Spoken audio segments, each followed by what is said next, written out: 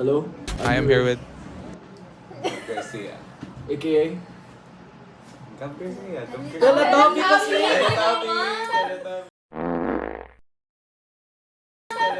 And today we are gonna be talking about...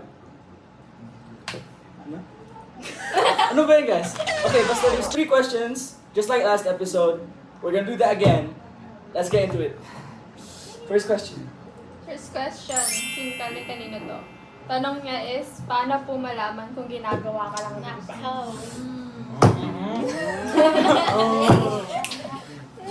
Ayaw mo talaga yung bag mo. Si Dora. So who's gonna answer that? Ikaw! So what's the question again?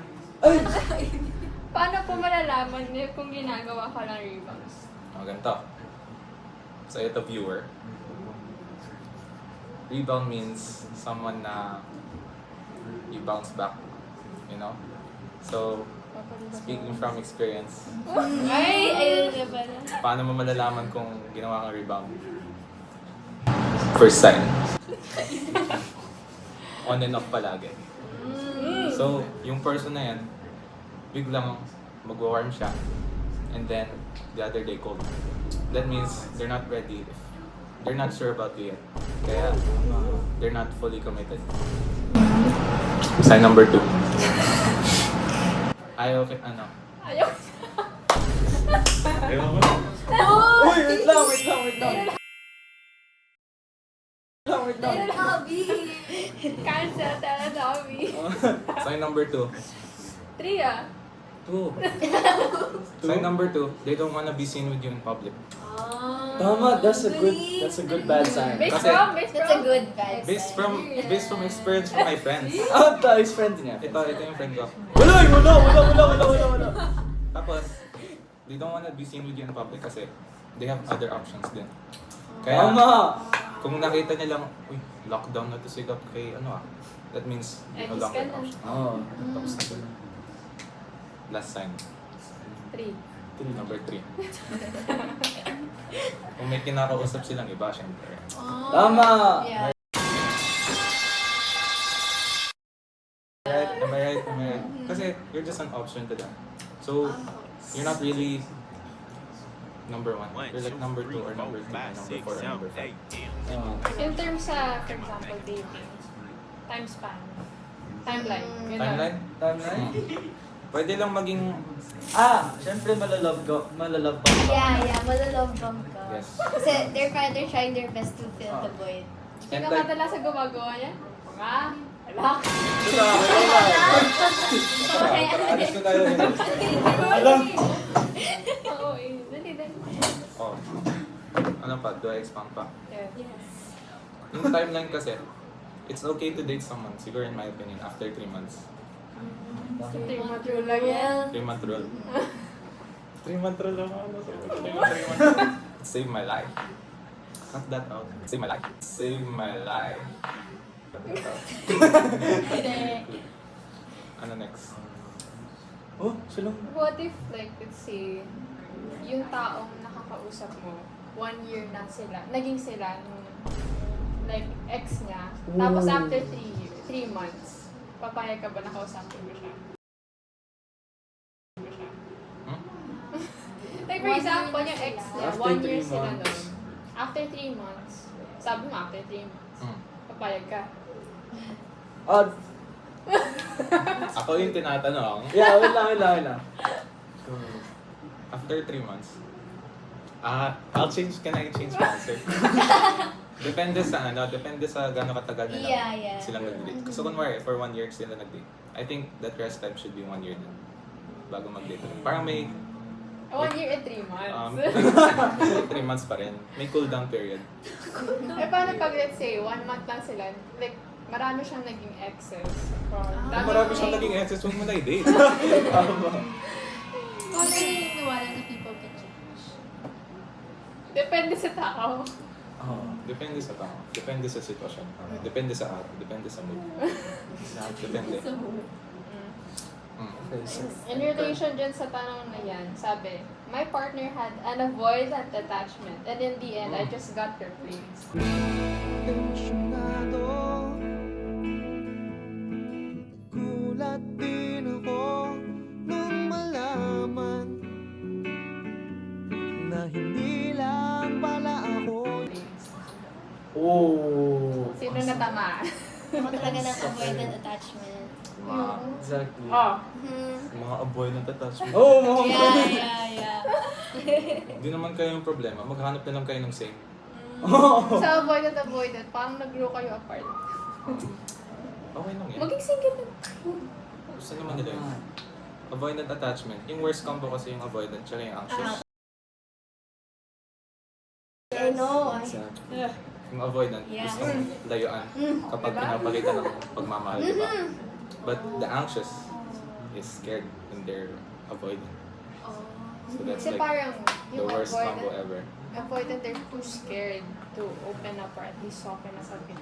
Parang there's something holding them back. Pero yung, yung anxious, parang you can tell me anything naman or like this and that. There's nothing wrong actually. Ang problema na sa anxious, sometimes it can get too much. Pero, ayun. Pero parang ano pa rin sa avoidant talaga. Yeah. Yeah.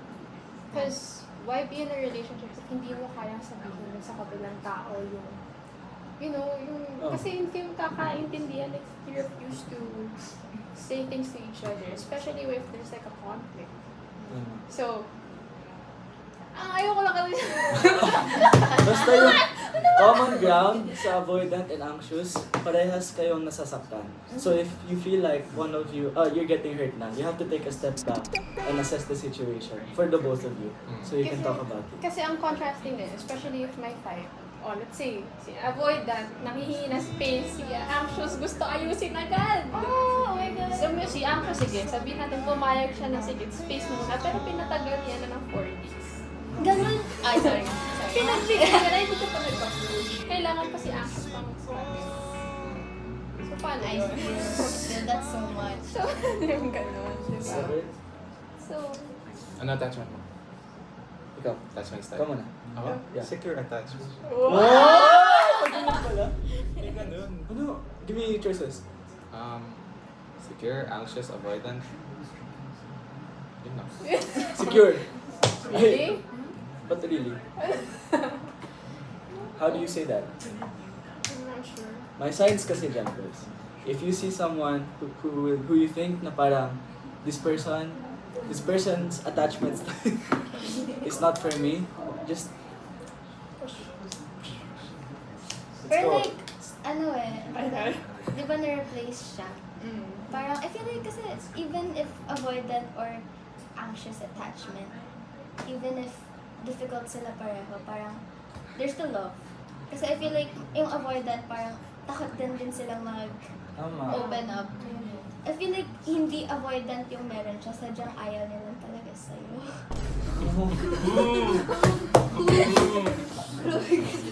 Ibig niyang sabihin, kung may partner kang avoidant attachment, ibig sabihin, ayaw ka lang talaga. May sabi ko nga, there's still love in avoidant and anxious attachment styles. Pero, parang, ang pangit naman na idahilan mo yung anxious. May avoidant siya, kaya niya ako pinagpalit. Parang tama ba yun? Oh. I mean, like, no. Like, I agree with your statement. That's not right. Yeah. Some people make it the whole reason for it didn't work out. Yeah, sasabihin na, I need I think I can find and focus when I focus on myself. Tapos may bago na agad. Selective. Okay, next question. Next question, your last. What's your thoughts on your By sino yan? By? The performative. Ewan ko, basta si Robert By yun. This is Jeff Buckley. Jeff Buckley. Jeff Buckley. Okay, by Jeff It's Buckley. never over na kanta. Never.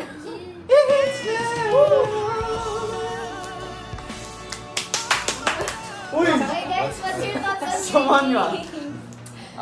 My thoughts on yearning. Na si Teletubby. Speaking from experience to Experience from friends or from From the people I've interviewed thus Oh. far. Oh! This is from data I've collected.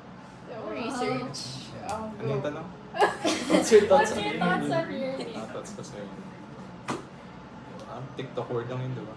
TikTok. Is it not? Oh, They're ginawa na siya TikTok word. romanticizing it. Oo. Yeah. Kasi guys, speaking from experience talaga, masakit po mag-yearn.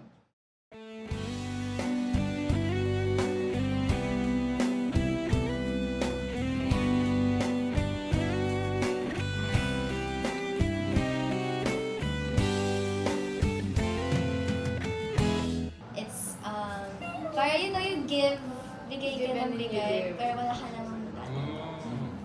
Parang yung tinuro lang ni Sir DJ kanina. Oh. Yun na yung unrequited love mo yun. Mm-mm. Kundi. Tulog ba? Ang tulog ka na. Sorry. Yun nga Yearning guys. kasi,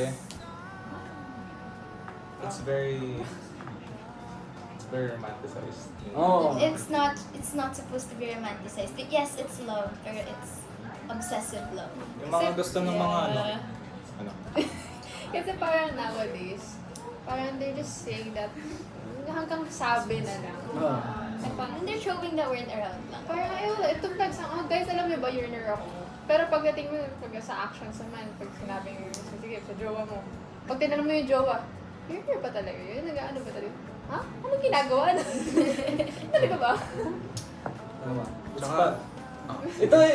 Ikaw mo na, Gapon na gapon. yung mga gusto natin ngayon, is yung love ng kagaya sa Notebook. Yung si Noah, tsaka si, ano tawag sa Ali. Si Noah at si Ali, gusto nila lang ganong love. Pero yung dapat nating love is yung love with our mother and our father. Kasi sila ang nag-marry sa isa't isa. Sila yung may love na matibay. Hanggat magkaanak sila, di ba? Boy, So we should idolize that love instead of yung toxic love nila. paano Noah pag at ibang family? Ibang family. May problem yung family. I'm speaking of the ideal family, hindi yung mga toxic. Dapat ganun yung ina-idolize natin. Hindi yung mga toxic na love na ganun. Yung isang side, bigay lahat, tapos yung isa hindi. So you would say toxic yun? Itong sobrang toxic Kaya mo. nga. Bro, I I mean, hate that movie. Pero paano yung Cheating ano? na din. Paano yung panliligaw stage? Hindi naman kasi... Yung panliligaw stage, okay lang. Traditionally, hindi naman kaya i-reciprocate lagi. Oo, Kasi tama. showing Yeah. Kasi What's the difference? nung pagliligaw at yearning. Yeah. I feel like kasi Um, panliligaw, parang you're open na baka ma-reject ako or baka hindi kami mag-work out or baka di niya ako sagutin. Ganon. Pero I feel like yearning kasi it physically hurts. Like, ang sakit talaga. Ang sakit niya sa dibdib because the thought of not being with that person kills you inside. Ang sakit talaga, promise. Legit. Ang sakit talaga.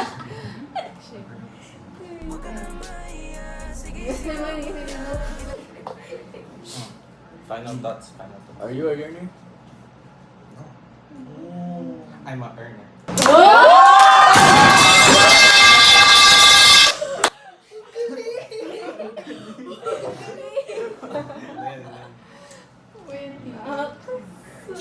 Tama. Dapat bang tularan ng mga yearners? Let's No. tularan. Di dapat tularan yung mga yearners. Sa akin, Huh? it's You should be the one. Tolerate. Tolerate? You can tolerate them. Just tell them. Just tell them na ano. Just remind them. You know what's better than that? I think it's better if ipakita mo talaga you love them. Than, Oh. you know, like sabihin mo, kasi ang pangit din naman kasi na sasabihin mo sa ibang tao, yearner ka, pero you don't even get to say I love you for at least show From appreciation experience to ba the yan? person. Hindi. Kasi ano, like, what annoys me is that many claim to be TikTok file. TikTokified. like ano siya, like many claim to be na parang lover boy sila, like oh, they head over heels sa girl nila, pero pag tinanong mo yung girl, oh, what's going on between the two of you or something like that, parang Dead ma. dead ma. Oo. Dead ma, wala na namang sasabi ko, ha? May ginagawa pa ba yun? Like, may sasabihin na, kasi another thing is that, kaya niya sabihin sa iba na gusto ka niya, pero sa'yo mismo hindi. Na parang, o pinag-text niya sa ibang tao na, And then like, piniplex ka sa ibang tao na, oh, si ano, I love her talaga, like this, like that. Pero pag nag-usap kayo, parang, there's no signs of appreciation, there's no gifts, or, well, not all the time naman syempre makaka-provide, pero at least the words of affirmation and everything, or to their actions, like, kahit bilhin mo lang yung bag, samahan mo lang, you know, and that's absent. So, ayun, parang, Oh, masyadong na-dilute na yung word. ayan. Yeah. It's lost its meaning. Dilute. Sila. Ayun. Maybe Yes. last words. Okay na. Okay. Talatabi. Follow the This on is- IG. Thank you, and this is... Talatabi TV! Yay! Thank you! See you next episode. Next episode.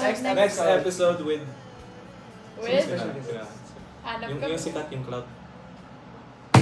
I'm hopeful, yes I am hopeful for today. Take this music and use it, let it take you away and be hopeful.